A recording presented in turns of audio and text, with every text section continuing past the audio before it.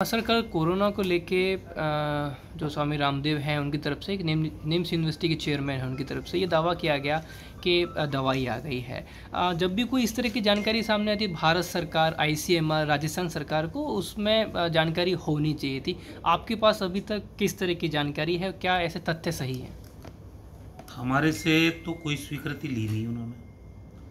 और अभी आयुष मंत्रालय ने 21 अप्रैल को 2020 को ही गजट नोटिफिकेशन के माध्यम से एक अधिसूचना जारी की उन्होंने, जो ड्रग और कॉस्मेटिक एक्ट बना हुआ 1945 का, उसके अंतर्गत उन्होंने 9 पॉइंट्स 9 बिंदु दिए हैं। कोई भी अगर क्लिनिकल ट्रायल करना चाहता है तो उसको जो उनकी एडवाइजरी कमेटी है उसके मुताबिक या फिर आईसीएमआर के जो गाइडलाइन है उसको फॉलो करते हुए उन बिंदुओं को खुद ने भारत सरकार ने जारी किया है। तो मुझे नहीं लगता है कि कोई स्वीकृति के पश्चात ये इस तरह का कोई क्लिनिकल ट्रायल हुआ है, ना भारत सरकार और ना राज्य सरकार। तो ये टोटली गैर कानूनी है। और मुझे ताज्जुब है इस बात का, ये कोई मार्केटिंग करने का टाइम है क्या?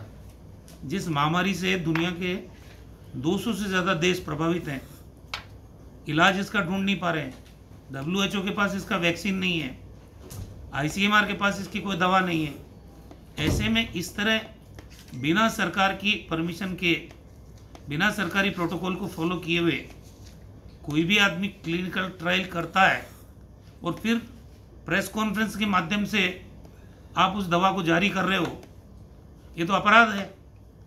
और भारत सरकार को इस अपराध की सज़ा इन अपराधियों को देनी चाहिए, क्योंकि मजाक बना दिया। कल कोई मर गया मान लो, कौन जिम्मेदार होगा? जहाँ तक यहाँ निम्स का सवाल है, हमने यहाँ इंस्टीट्यूशनल क्वारंटाइन में कुछ दिन लोगों को रखा था। एसिम्प्टोमेटिक केसेस थे जिनका पता ही नहीं था कि इनके पॉजिटिव है भी कि नहीं है। उनका क्लिनिकल ट्रायल कहाँ से हो गया? और उसके बाद उनको हमने शिफ्ट कर दिया दूसरी जगह, क्योंकि वहाँ व्यवस्थाएं ठीक नहीं थी। हमारे तो लोग रूटीन में 7 दिन में ठीक हो जाते हैं। कई जिनका इम्यून सिस्टम ठीक होता है वो 3-3 दिन में भी रिकवर हुए हैं, पॉजिटिव से नेगेटिव। ये क्लेम करना कि मेरी दवाई से 7 दिन में ठीक हो जाएंगे, ये भी एक तरह से मार्केटिंग का ही काम है, सच्चाई कुछ नहीं है। जो काम भारत सरकार के साथ मिलकर हम कर रहे हैं इस महामारी को लड़ने का, आईसीएमआर जो बराबर गाइडलाइन हमको देती है, या जो भारत सरकार के मंत्रालय हैं उनकी जो गाइडलाइन है, उसके आधार पर पूरा देश इस पेंडेमिक के खिलाफ लड़ रहा है। अब इसमें इस तरह के जो प्रयोग करना, मैं समझता हूँ ये अपराध की श्रेणी में आते हैं और इन लोगों को अपराध के दायरे में शामिल करते हुए इनके खिलाफ कानूनी कार्रवाई करनी चाहिए।